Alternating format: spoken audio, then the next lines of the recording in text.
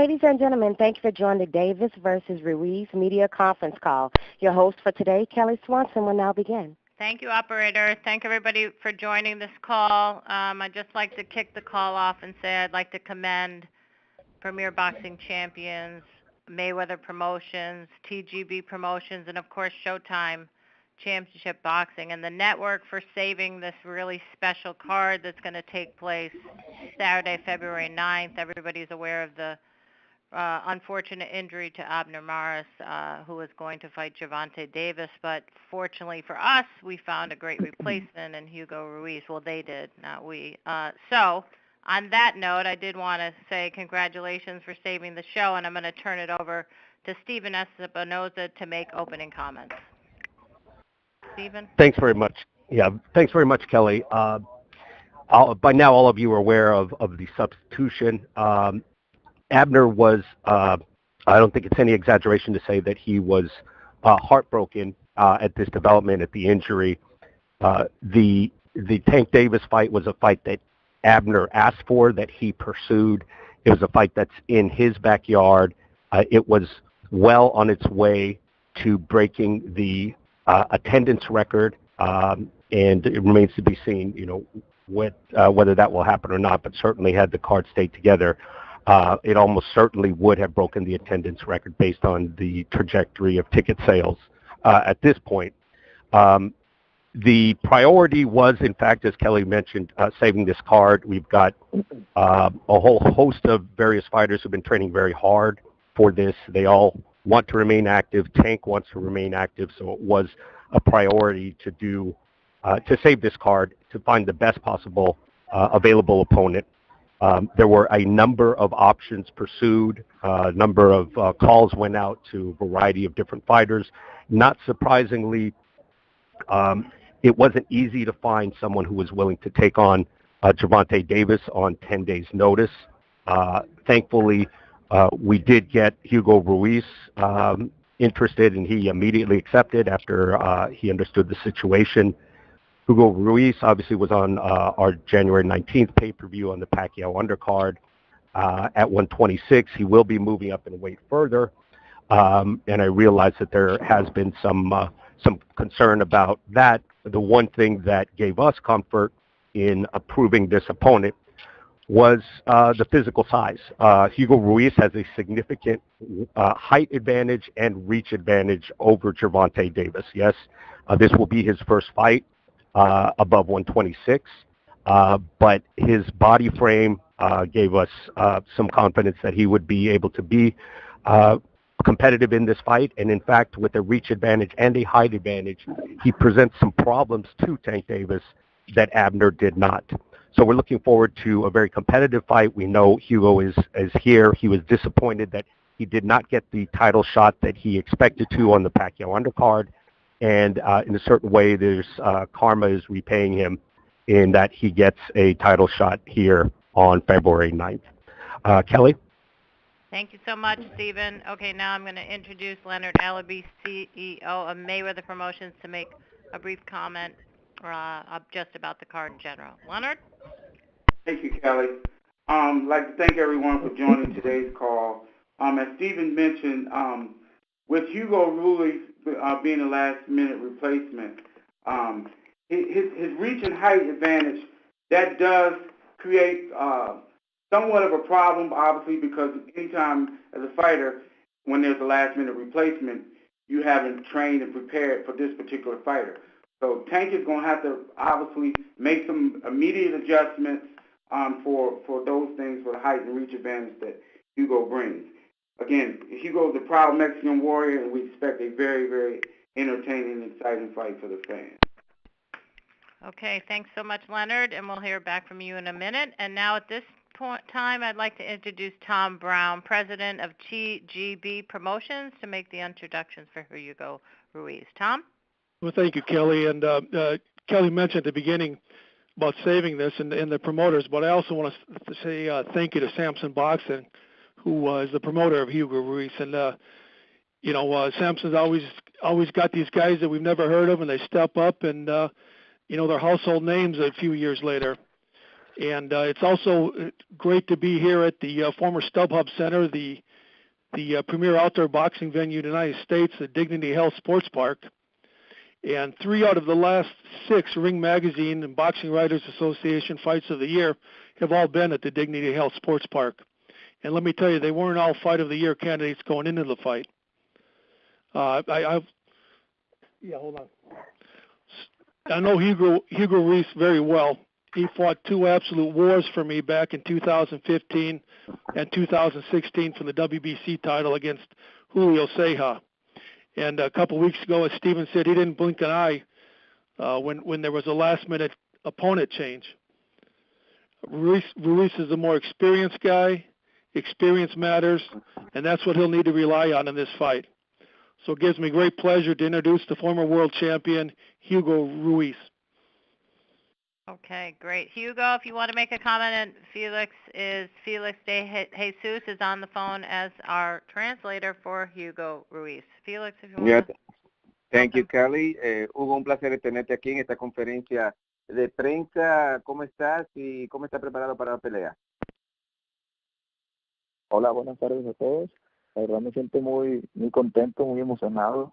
Igual también me siento muy agradecido con mi promotor Samson Lekowicz, que siempre me ha cumplido todo lo que ha prometido, y para muestra un botón me dijo que después de esta pelea siguiera mis entrenamientos, que podría haber una oportunidad, una gran sorpresa, y pocos días después me da esta gran noticia que voy por el título mundial de las 130 libras. Me siento muy contento y muy agradecido también con todo mi equipo, mi manager Fernando Domínguez, mi equipo de trabajo que es mi papá y mis 2 hermanos. Estoy muy emocionado, la verdad. Ya muero porque sea el 9 de febrero para estar arriba del ring. Well, first of all, good afternoon to everybody. This is Hugo Ruiz, and very happy with his promoter, Samson Lekowicz, to get this fight. Samson told him, keep yourself ready. There might be something coming down the pipe, and that's how he got this fight to fight for the 130 pounds. He's very happy, training hard. He also wants to thank Fernando, his father, who's going to be in his corner. So this is a big opportunity for Hugo Ruiz for this fight that's taking place on February 9th, and he cannot wait for the February 9th date. Great. Thank you so much for that opening comment. Very talkative fighter. We like that. So we're going to open it up for media Q&A at this point for Mr. Ruiz. Operator, go ahead and open it up, please. Ladies and gentlemen, if you would like to ask a question, please press star 1 on your telephone keypad. Again, if you have any questions at this time, please press star 1 on your telephone keypad. And I'm waiting for callers to join the queue at this present time.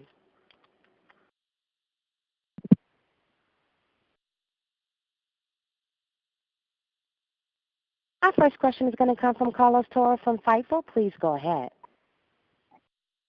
Thank you, everybody. And Hugo, a couple of questions. First of all, these last 2 weeks have been very, very eventful for you. You go from fighting on the pay-per-view to having your original opponent miss weight, and now less than 2 weeks later, now you're fighting for a world title at a higher weight classes. Have you had time to sort of process what these last 2 weeks have gone for you? La pregunta viene de Carlos Torres, Hugo, y pregunta cómo han sido estas 2 semanas de estar en lo que es una pelea de por pago hace 2 semanas y entonces ahora pelear por el título. ¿Cómo ha sido básicamente estas 2 semanas de tantos cambios en lo que es para ti y la gran oportunidad? Bueno, para mí, yo tengo prácticamente 2 peleas preparándome para un rival de guardia zurda. En la pelea pasada me cambiaron de rival a última hora con un derecho, pero yo estaba listo para un zurdo, entonces estas 2 semanas seguí trabajando como para un zurdo. La verdad me siento muy bien, me siento muy fuerte.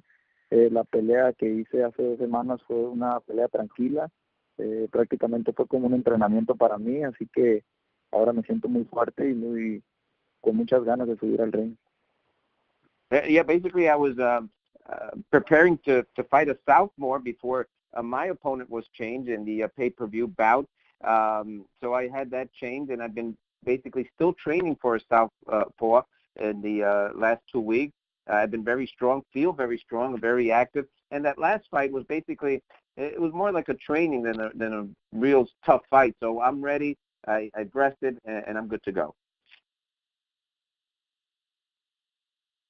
Stephen Espinosa and Leonard Ellerby were talking about your height and your reach advantage. I mean, aside from that, obviously you're a much different fighter physically than Abner Mares. Aside from your size, what else do you think you have that makes you think you can beat Gervonta Davis on February 9? Pregunta Carlos, segunda pregunta es, Steven Espinosa, al igual que Leonard Ellerby, han dicho que tú le llevas alcance y altura a Gervonta Davis. ¿Qué más se puede decir que tú le llevas de ventaja o qué piensa Hugo te puede dar la victoria el 9 de febrero? Bueno, el hambre traigo muchas ganas, mucha hambre de triunfo, muchas ganas de ser campeón mundial. De la mano de Samsung me llevó a ser campeón mundial a la 118, luego de la 122. Estuve a punto de cumplir el sueño en la 126 y ahora estoy en la 130.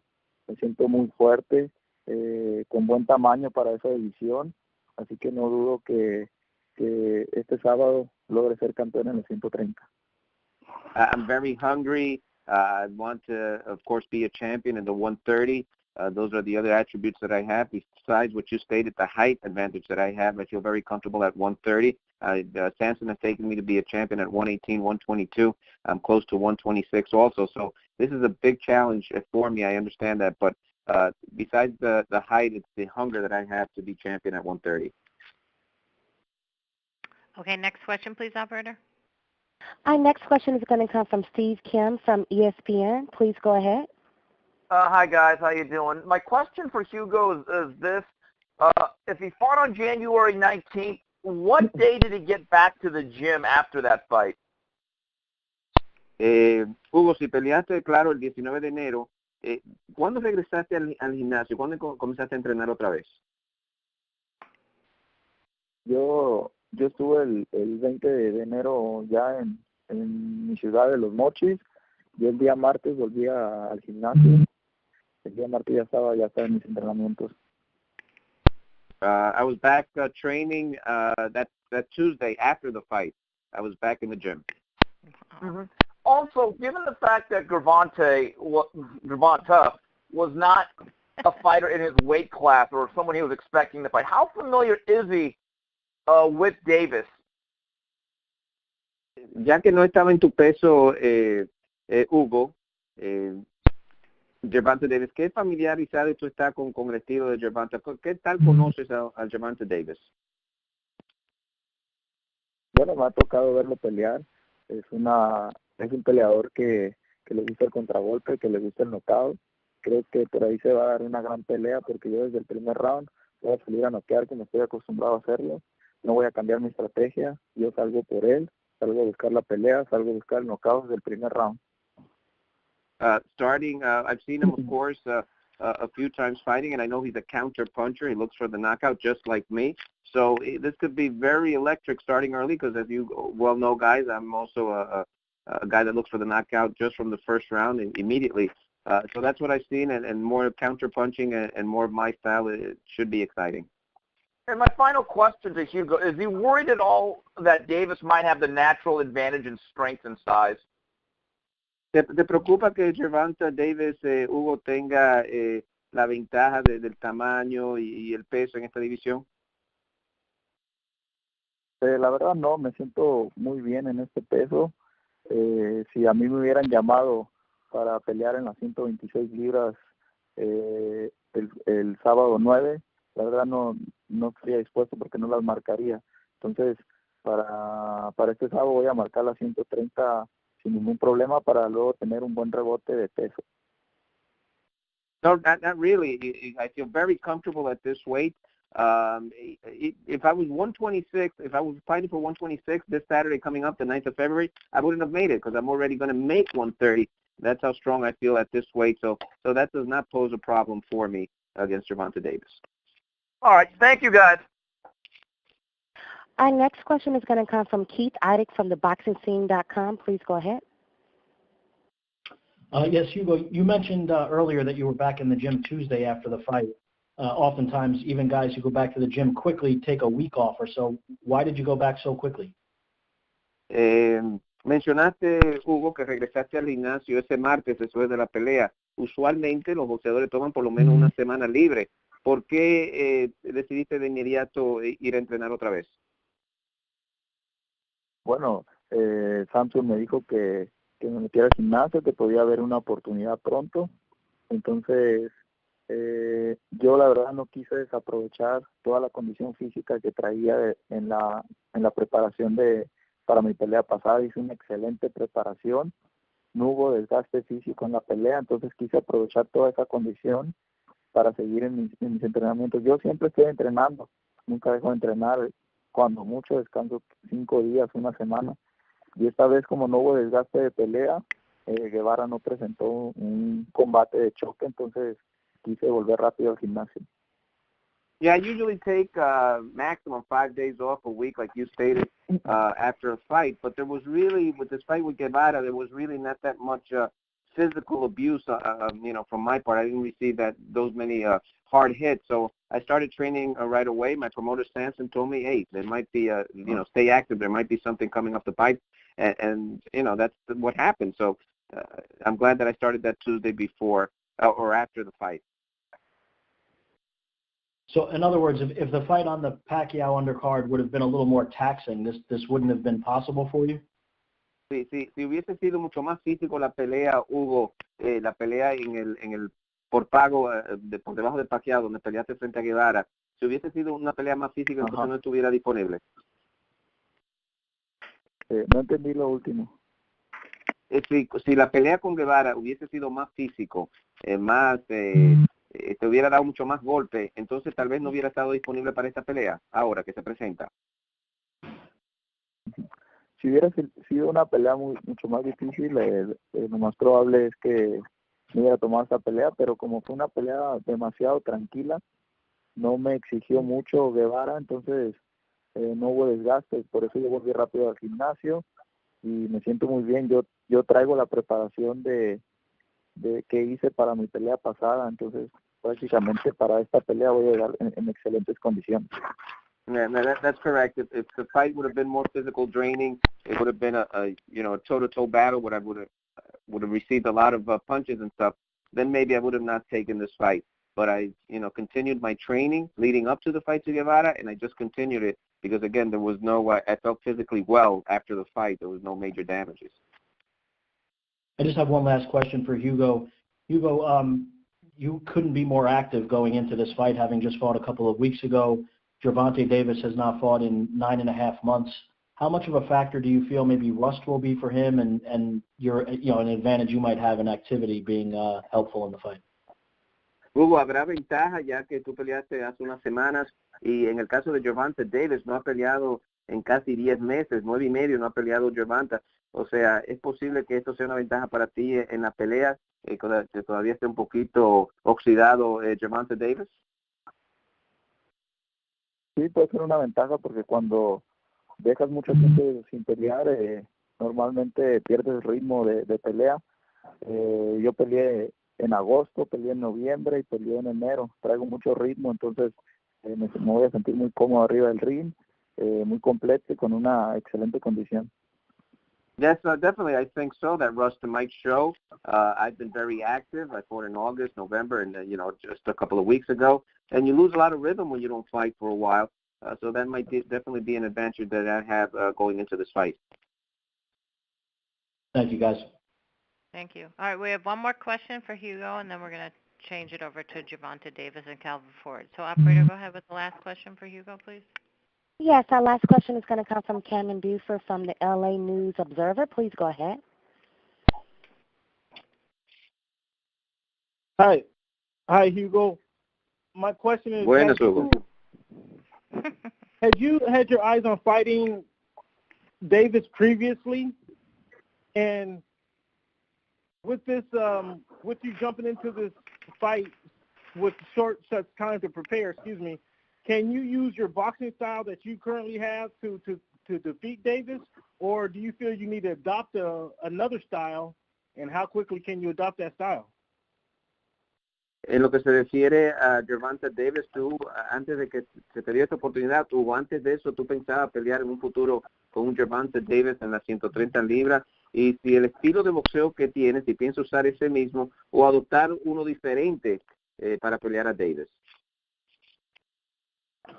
Bueno, yo siempre tuve en mente llegar a pelear en las 130 libras. Hoy está por cumplirse, me siento muy contento por eso y más que nada que estoy disputando un título del mundo. Mi estilo no va a cambiar mucho, voy a buscar la pelea, como lo dije antes, voy a salir a buscar el knockout.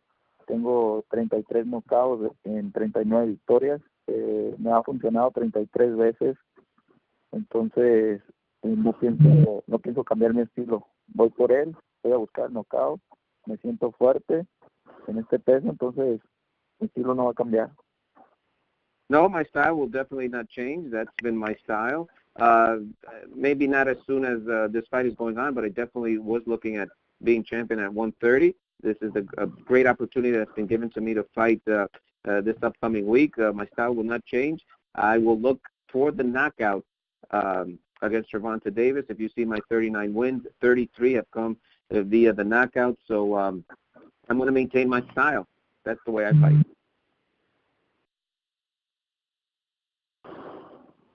Okay. I think that's it. Okay. Hugo, thank you so much. I have to tell you, once your boxing career is over, I think you could be a great commentator. Wonderful. Que puedes ser un buen comentarista, Hugo, después que termine tu carrera de boxeo. Muchas gracias por la entrevista y aquí estamos para lo que se les ofrezca. Thank you for the interview, and I'm here for whatever you need me for. Thank you so much, Hugo. Okay, and thank you, Felix. Thank you so much for joining us for that part You're of the welcome, call. Kelly. Okay. All right, great. Now we're going to turn it back over to Leonard Ellerby, CEO of Mayweather Promotions, to make the formal introduction for Gervonta Davis and his trainer, Calvin Ford. Leonard? Thank you, Kelly. This next gentleman, he's really more than a coach. His call of duty, it really goes far beyond the ring.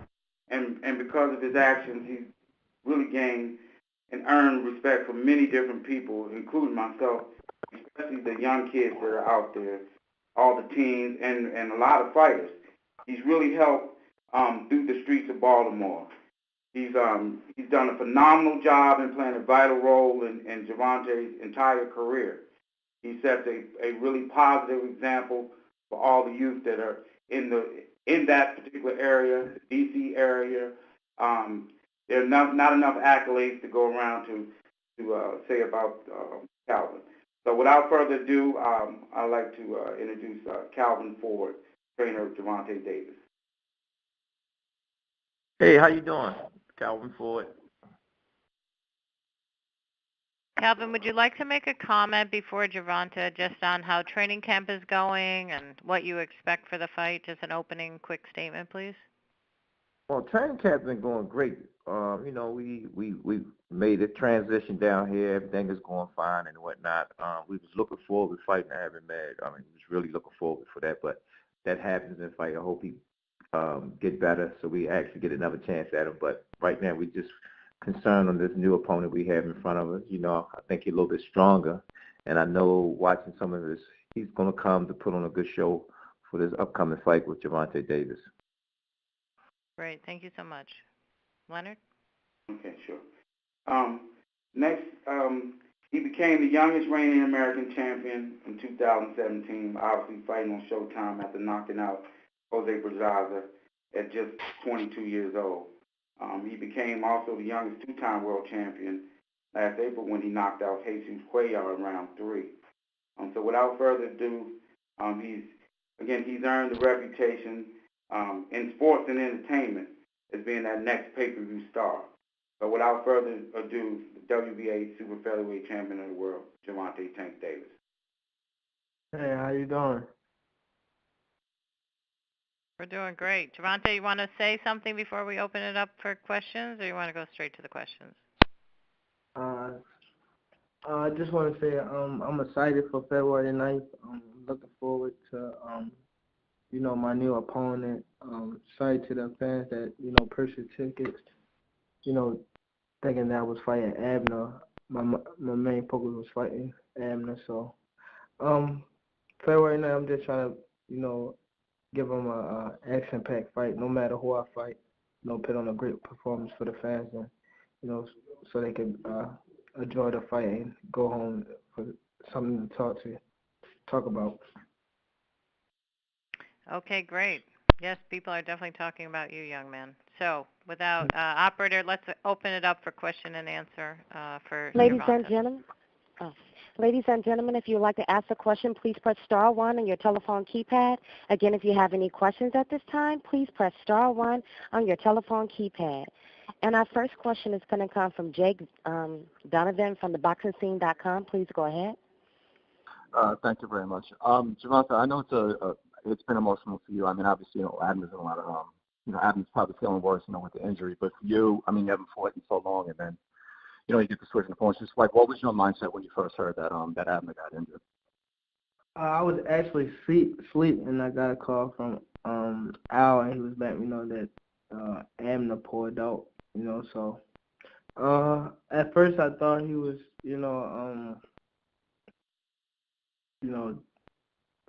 like lying, but then I had to think like if I was in his shoes and things like that, and if that's really the case, then his health means more than a fight. So hopefully he'll be okay and we get another shot at fighting him. Sometimes in 2019, but my main focus is on February the 9th, so I'm focused on my new opponent. Okay, very cool. And then I saw that you had tweeted out that you believe that that Hugo is actually a stronger opponent than Abner. People, obviously, fans are always going to think everyone's trolling, but I want to give you the opportunity to actually explain, why you truly believe that. I have my own reasons for it, but would like to hear your thoughts. I believe that he's stronger because look at his knockout ratio. He's 39-4 with 33 knockouts. That have to play a big part. And I didn't even know he was coming up from 122. I didn't know that. I just knew that they gave me a new opponent. I didn't know who he was. So just I don't know. I'm just excited for February 9th. Okay. Well, obviously, I know you're excited. How relieved are you? Because I know, obviously, you don't want to go through another year like you had last year. We only fought once, and you're just kind of waiting on your next fight. So it seems like there's been a big maturity process with you as well. Like, you could just tell it, you seem more excited about 2019. So just, like, how relieved are you knowing that, everything you have set out for 2019 is going to stay on course? Yeah, I'm just, I'm actually in a, better space knowing that I have, I never had dates lined up like this, so as me being in the main event, and I have my dates, I'm just super excited. This camp I really haven't been down, so I've been, happy, knowing that I have, a big future and 3 big fights lined up for me. So I'm just excited, I'm just sponge soaking it all in. Making sure I train hard so every fight, I bring, excitement to the sport, so I'm just I'm in a great space right now. All right, very cool. Thanks so much, Tank. I appreciate it. Looking forward to watching next week. Thank you. Our next question is going to come from Steve Kim from ESPN. Please go ahead. Hi, guys. Gervonta, quick question. What do you think is the main difference between Hugo Ruiz and Abner Mares stylistically, if there is any? I believe that Hugo, he more aggressive than Abner, I want to say, or he's more I think he had more pop on his punches. So I just watched like a little clip of him. I haven't studied him like that. I just watched a little clip once I knew who I was fighting, just to be aware of what I have in front of me.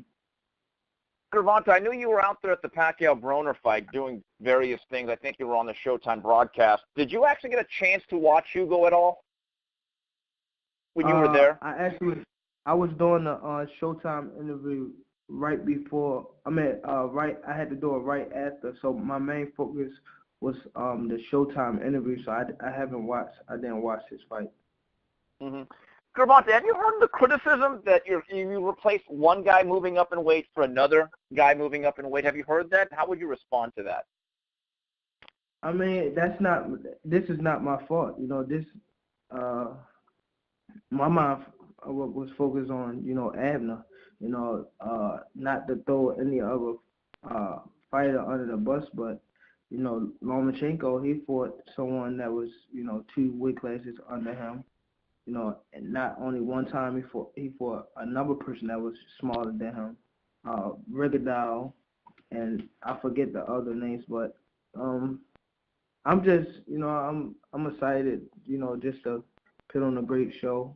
No matter who I'm in there with, it's all about the performance that Gervonta Davis put on, and I'm here to put on a great performance. Yeah, and I think, Gervonta, you're speaking of Miguel Mariaga as one of those other guys moving up in weight to face Lomachenko. Leonard, can I ask you a question? Sure. You there? Leonard, quick question. I know that the ticket sales were going really well. Given that, once this development set off a couple of days ago, was it in your mind and belief we will absolutely salvage this show and find somebody for Gervonta Davis? Most definitely. That was definitely the mindset. Obviously, he's our prideful champion. He's been off for it'll be 10 months when he steps in the ring, and he needed to fight. So Hugo was the best available guy that we could find. He's in shape. He's ready. He's a proud Mexican warrior, and he's going to put on a very entertaining fight for all the fans that are in attendance and all the fans that are watching on Showtime. All right, guys. Thank you very much. Appreciate it. Ladies and gentlemen, if you have a question at this time, please press star 1 on your telephone keypad. Again, if you have any questions at this time, please press star 1 on your telephone keypad. And our next question is going to come from Carlos Toro from Fightful. Please go ahead. Thank you. First question for Gervonta and Calvin. You're more than welcome to chime in. When the fight was announced, when the change in opponent was first announced, obviously Hugo is a much taller, much bigger opponent than Abner Mares physically. So has there been any changes in preparation or training camp by the time you guys found out, or since it was too close to fight day, have you guys been pretty much sticking to the same routine? No, we've been sticking to the same routine. We ain't changed nothing. Actually, Tank had various different sparring partners in there because I'm still a student of the game too, and I always say you never know what a fighter's going to change up stuff. If you look at when Triple G fought Danny, not Jacob, when he fought him, he went southpaw. So you have to prepare yourself for anything that's going to happen that night. So we look at different looks. It's just like you prepare for anything else. Most coaches and trainers going to prepare for any situation that's going to come, so you'll be prepared for it. Gervonta, do you have anything more to add to that? Yeah. So this camp I actually sparred different type of guys. I sparred someone that's coming after me. His name Malik, so he was much taller with a longer reach. So I thank him for, the work and things like that, because now I needed it, so I'm excited. Nothing didn't change. We're the type that we adapt to whatever was in front of us. So I'm just excited to see what he brings February 9th. Obviously, this is going to be your first fight in what is almost going to be 10 months. Are you now excited not just to fight in the main event on Showtime, but also get to finally get out there and start fighting again? You're still very young. You're just reaching the physical peak of prime of your career. Is there not necessarily nerves, but is there a lot more excitement for this fight, considering that it's been a long time since you last fought? Yeah, I'm just excited. This is my first main event in the U.S., so, like I said, I'm in a great space right now. I know that 2019 is very big for me, and I'm just, I'm a sponge soaking it all in. I don't feel like I should be nervous or having a big plate, when you have good food on your plate. So I'm ready. Thank you, Gervonta and Calvin, for answering questions. Best of luck to you, Gervonta, on February 9th. Thank you. Thank you. Our next question is going to come from Cameron Buford from the LA News Observer. Please go ahead. Hey, fellas. Thanks for taking time to answer our question today. This question is for Gervonta and Calvin, both of you guys. Understanding you guys are prepared for anything, so you're kind of prepared for this fight. How will you take advantage of the fighter with a taller fighter with a longer reach? How do you plan to take advantage of this guy? We're not going to try to take advantage. We're just going to see, what type of party he's going to bring. Like, again, Tank, he's in a good spirit. I mean, this camp been real. I mean, he's been great. He's been great this camp, coming in doing what we asked him to do. If you look at his Instagram, we've been posting how he's coming along. I mean, everything's been on point, So when we look at the situation of opponent change, you get what I'm saying? I'm saying we want to roll with him. The main thing we want to put on a good performance, because at the end of the day, that's what y'all going to talk about, especially after the long layoff. You understand? So we've been preparing for the long layoff. We want to make him look sharper and like he never was off the ring. So, that's going to show, the next or not looking past this opponent right here to let him know, like, man, he's the truth. And that's what we're trying to show, that, Tank is the truth. Gervonta is the truth. Okay. In your words, what do you consider a good performance? Excuse me, say that again? I said, in either of your words, what do you consider a good performance?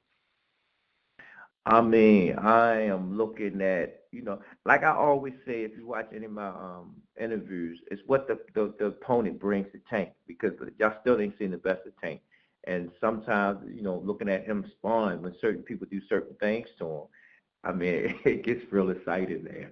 So I'm just waiting to see what Tank do. Tank like Michael Jordan to me in the ring. He put on a show, and it makes you watch what he's going to do next. So that's what I'm looking forward to. I'm looking for a great performance from him. Thanks, Chief. And how about you, Tank? What do you consider a good performance on the night? Just, go in there, do what I do best. Just capitalize off of that mistake and make them pay for it all night. That's all. Show them that I'm not just, the best in my weight class. I'm probably like one of the best to fight on TV, if not the best. Okay, thank you. Thank you so much. We have a couple more for you, Gervonta, and we'll let you go. Go ahead, operator. Okay, our next question is going to come from Jake Donovan from theboxingscene.com. Please go ahead. Thank you. I actually had a question for Leonard and for Tank both. I realize what I'm going to ask. There's only so much you could say, in public on a conference call, but I just want to know, like, what conversation you guys had just to make sure that, like, there was no repeat of last year. Because I know every year is well-intended. You want to have a big year, but, like, what assurances did you get from each other that, everything was just going to go smooth this year? I'll take that. It's his actions. He knows firsthand that 2018, a lot of things happened, and a lot of things people don't know about, and those are personal things. And again, he's a young man. He made a few mistakes, and he stepped up. He owned those mistakes, and he's moved on. He wants to have a phenomenal year, and everything's in place for him to do that. We think the world of Gervonta Davis. We think that he's going to eventually be the biggest star in the sport. But right now, he's the most exciting fighter in the entire sport. So that's what we're looking forward to him just getting back. That's why it was Floyd was very adamant to me when Abner fell out. He called me, and it was really the wee hours of the morning. He was like, I understand this happened, but under no circumstance, he said, Tank has to fight. And we're all on the same page with that. He's young. He needs to be active. He wants to be out there showcasing his skills to show you why that he is what he is. And again, come next Saturday night, I think we can expect another sensational performance from Tank. Great. Thank you very much, Leonard. I really appreciate that explanation. Okay, one more And question. yes. And the last question is coming from Richard Diasio from Boxing XM. Please go ahead. Hey, Leonard, this is another follow-up question to you. If you can hear me okay. What was that discussion like in reaching out to other fighters and getting a fight lined up for Davis? Was Ruiz on that short list immediately, or did you initially reach out to other fighters who ultimately declined? Yes, there was a short list, but I want to give props to Tom Brown. With Tom being a Hall of Fame matchmaker and an excellent promoter, again with having the resources and having worked with a lot of these fighters, being in a position, it made things that much easier. So there was a few options, a few guys we looked at, but this was the best guy who was available. We know style-wise that he brings excitement. He's a very aggressive fighter with a bunch of knockouts, and he's coming to bring the fight for the fans. He's a proud Mexican warrior, and we know that it's going to be a very entertaining fight. His style and Tank's style will mesh very well, and it's going to be a very, very entertaining fight. And then lastly, my question is for Davis. How have you managed all of these distractions leading up to the fight? I'm sure ultimately it's not what you wanted to experience coming off a layoff, having to deal with an opponent change last minute. So how are you maintaining your focus? My focus, going well. I'm not tripping off of changing opponents and things like that. Cause when I actually first signed with I met Al Heyman, they used to change my opponents a lot. A lot of fighters used to pull out and things like that. And also I came from the amateurs, big tournaments you used to fight 5 times a week, and it was different opponents then. So I'm not really tripping off the opponent change. All I'm here to do is, put on a good performance, and February 9th, we're looking forward to it.